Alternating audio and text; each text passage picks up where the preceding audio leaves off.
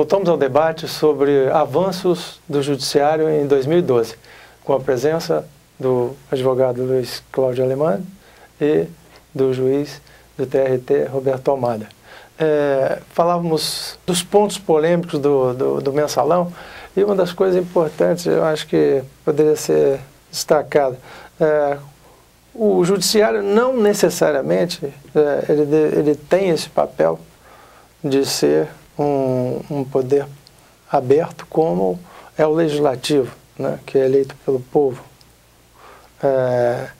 E também os representantes maiores do executivo. Isso tem alguma coisa a ver com a sua colocação a respeito dos tribunais americanos? Não. A questão da transparência, hoje ela é uma obrigação de todo o poder público.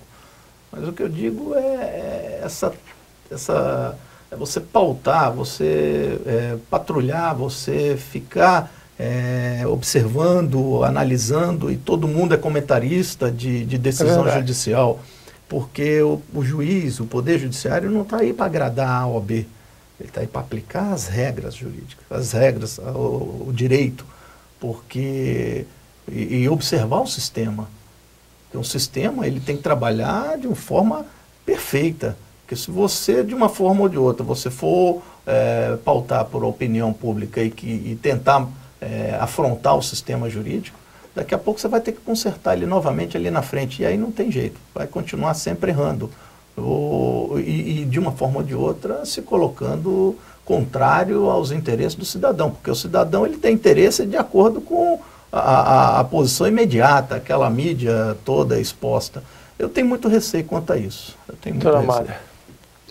Bom, na verdade, eu queria só fazer um reparo, no sentido de destacar que o que parece mais relevante no julgamento do mensalão não é propriamente o imaginário que se possa ter do ideal de justiça, mas, sobretudo, na minha concepção, uma nova dimensão que se passa a ter no Brasil da impunidade. Não é? Eu acho que o mensalão foi paradigmático, porque ele trouxe para a população, para as pessoas em geral, a sensação de que talvez pela primeira vez, não é, grandes figuras da República não ficaram impunes. Não é?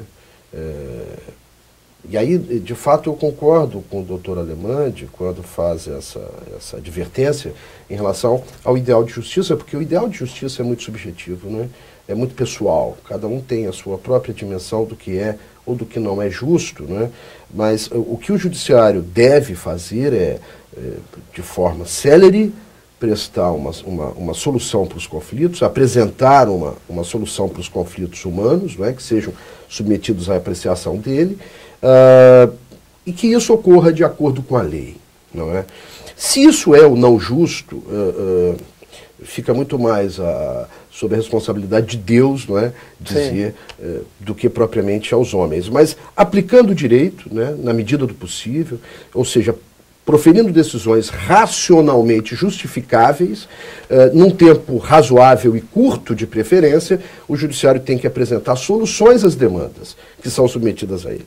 Agora, em relação ao mensalão, eu volto a destacar essa questão de não terem ficado impunes essas figuras que responderam ao processo crime. E no Brasil, existe uma tradição de longa duração desses processos, né? Então havia uma expectativa dessas pessoas que foi responderam... bastante célere, né? Exatamente. O que há no mensalão a ser destacado é a rapidez no fluxo do processo. Esperava-se, não é, que esse processo tivesse uma duração padrão dentro do modelo judiciário brasileiro, né? Que aquilo demorasse uma eternidade e que, enfim, acabássemos caindo naquelas situações envolvendo prescrição, intercorrente, enfim, e a impunidade. E isso não ocorreu, para surpresa de todos, eu diria, até de alguns ministros do próprio Supremo, não é? Isso não aconteceu, o processo foi extremamente célere e a lei foi aplicada com rigor, não é?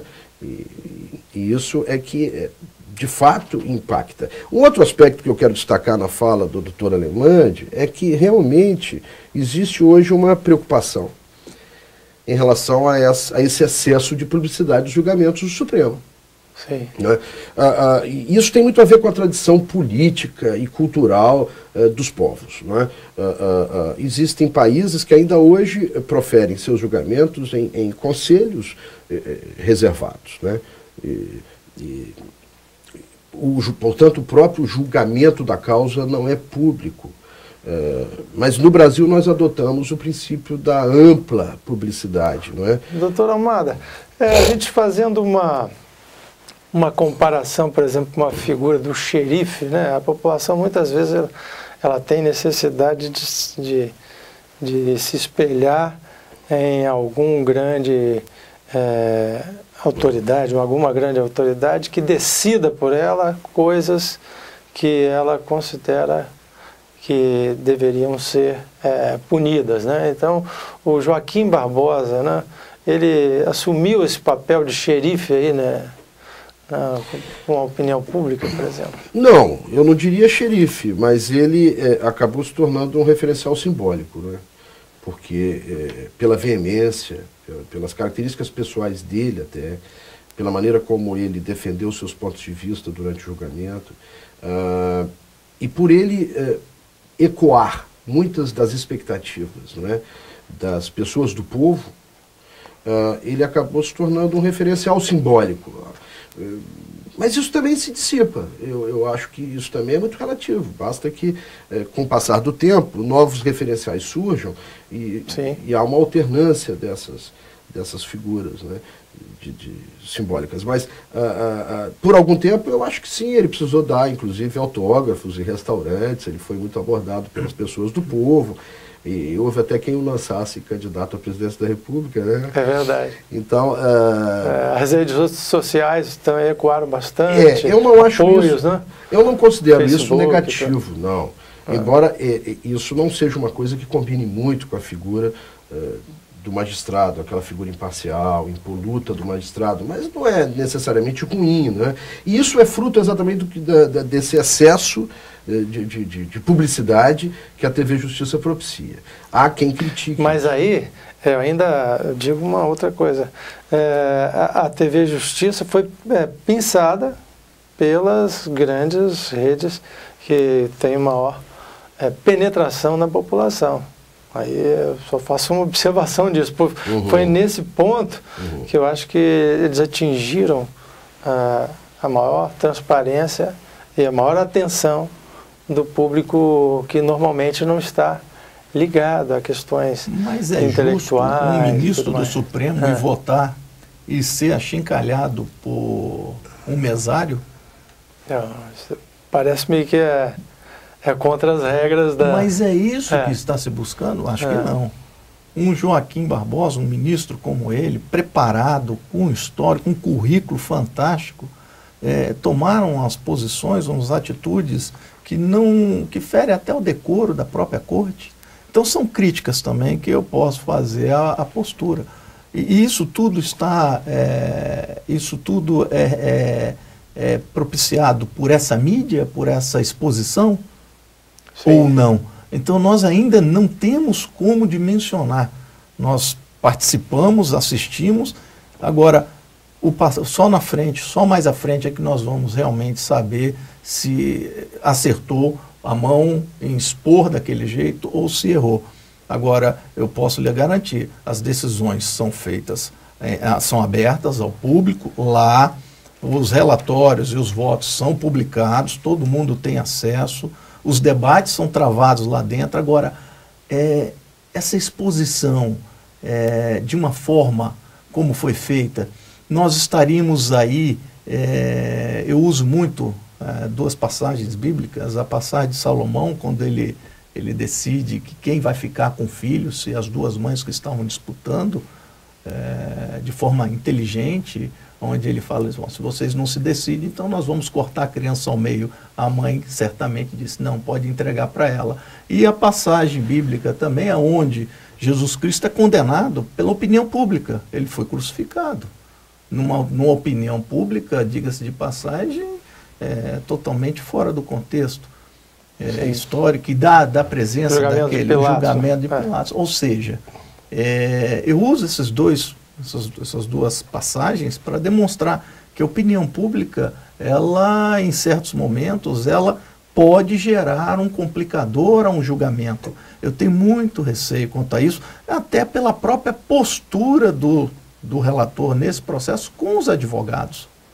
Os advogados também não foram, vamos dizer assim, de passagem, bem tratados, até porque não tem recurso. A decisão acabou ali. O recurso que pode aparecer aí é um embargo de declaração ou alguma coisa do gênero, mas não cabe recurso para acho que até nem para a Corte Internacional de Direitos Humanos. Quer dizer, aí é um outro ponto errado. Por que esse privilégio dessas autoridades estarem sendo julgadas pelo Supremo? Isso tinha que ser decidido na primeira instância e vem se aperfeiçoando o julgamento de acordo com as cortes e os recursos. Ou seja, tem muita coisa aí que nós vamos ainda lá na frente poder dimensionar se está certo ou está errado. Hoje fica como um marco no julgamento. Efetivamente, mais uma vez, até pegando também uma ponta do doutor Almada, realmente, para a população fica a questão de que não existe mais impunidade. Tem dois pontos interessantes também desse processo. Foi a reação do Legislativo, né, à condenação de parlamentares, e também a evolução propiciada pelo CNJ. Nós fomos ao último intervalo, voltamos já falando sobre esse assunto. Fique conosco.